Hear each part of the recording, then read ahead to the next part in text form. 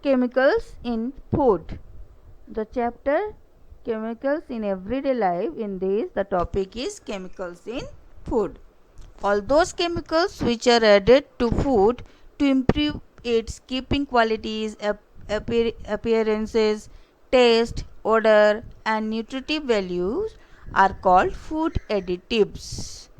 Some important food additives are food colors, flavors, and sweetener, fat emulsifiers and stabilizing agents, flavor improvers and styling agents, and bleaches, antioxidants, preservatives, nutritional supplements such as minerals, vitamins, and amino acids. These are called chemicals in food. That means which are used as a food or improve the qualities of food. Artificial sweetening agent. Sucrose and fructose are the most widely used natural sweetener, but they add to our calorie intake and promote tooth decay. To avoid these problems, many people take artificial sweeteners. Some important artificial sweeteners are saccharin or sulfobenzenamide. It is first most popular artificial sweetener. It has been used as a sweetening agent. Since it is insoluble in water, therefore it is solid in the market as it soluble sodium or calcium salt.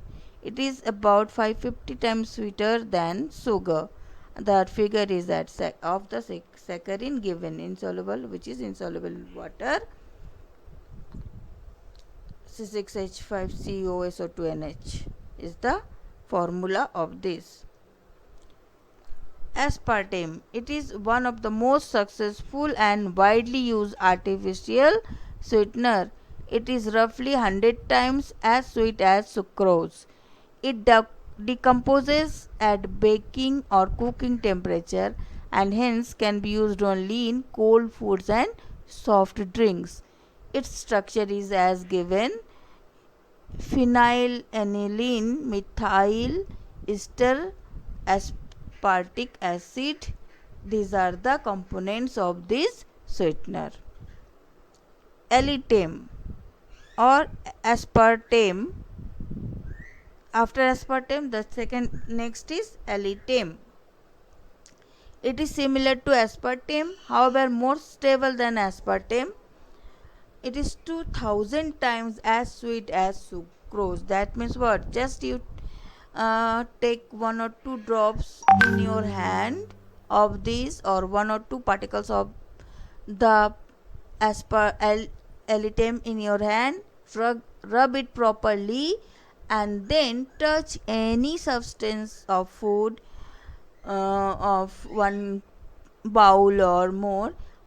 You can taste it, and then the result is it is more sweetened than sugar containing food, and the formula is as given. These are all non carbohydrates type of compounds which are sweet in taste, and these are also synthetic sweeteners.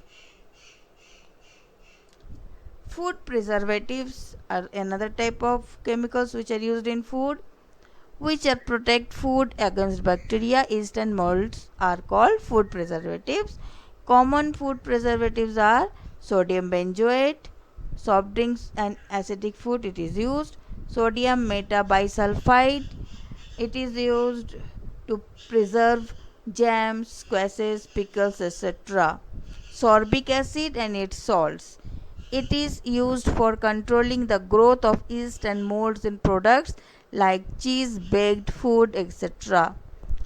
Students, here I want to clear that mostly in Patanjali food items, sorbic acids or sorbitol is used as a food preservative. So every uh, food in food items of Patanjali product are having some medicinal odor. Epoxides. These are highly effective in preservation of low moisture food. It is mainly used for preservation of spices, nuts, and dried fruits. Para-hydroxybenzoate ester. They have no perceptible effects on flavor and are effective in inhibiting the growth of molds and yeast but are less effective on bacteria. Now, another compounds or types of chemistry in our daily life, cleansing agent. Cleansing agents can be defined as natural or synthetic substances that are used to assist the cleansing process, cleaning the primarily the removal of dirt and dust.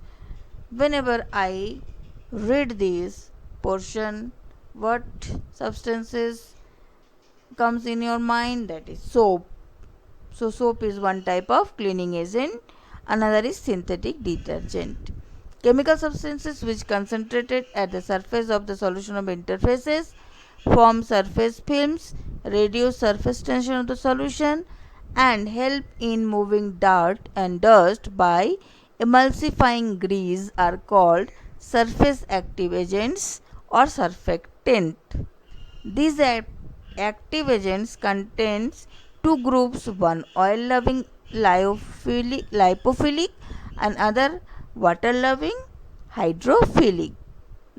So, as I told you, these are two types, soaps and synthetic detergents.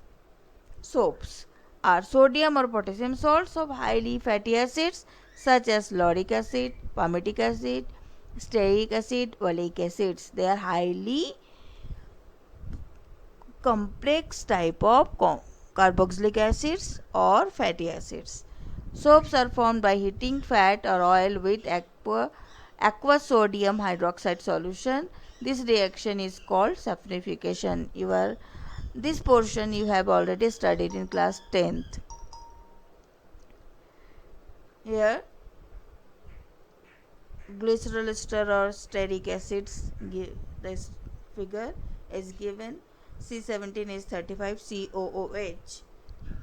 Three molecules of this compound treated with 3 molecules of sodium hydroxide, heat properly, and then sodium stearate C17H35 CONA is formed with glycerol. Student, here I am going to explain or clear that glycerol is the byproduct of any soaps.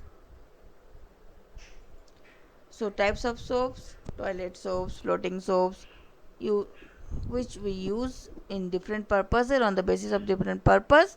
Name of these types of soaps are here given, and so their components are also slightly different. Toilet soaps using better grades of fats and oils, their excess of alkalis are removed, because alkali soaps are corroded our hands or bodies or so acidic values or acidic medium are required for this type of soaps. Floating soaps uh, prepared by beating tiny air bubbles into the product before their hardening. That's why it floats.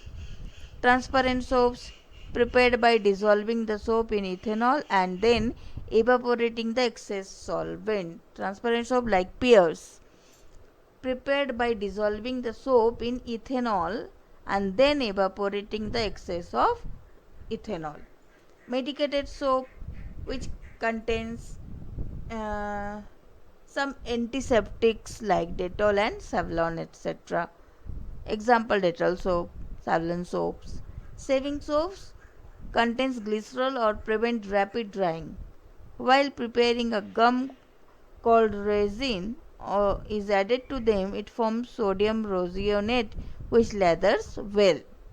Laundry soaps contains fillers like sodium rosionate, sodium silicate, borax and sodium carbonate. Soap chips made by running a thin sheet of melted soap on to a cool cylinder and scraping off in small broken pieces. Soap granules, dried miniature soap bubbles. Soap powder are securing soaps.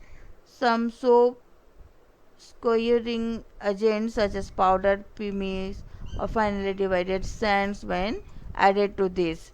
So on the different purposes, the different types of soaps are formed, but mainly it is a com- combination of fatty acid with sodium or potassium hydroxide.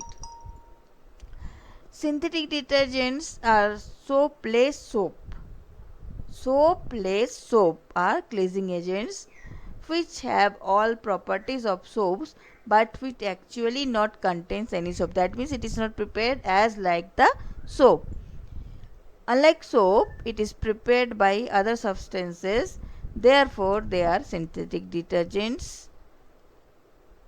It is actually ammonium sulfate salts of long chain hydrocarbons containing 12 to 18 carbon atoms. It is three types: anionic detergents, cationic detergents and non-ionic detergents.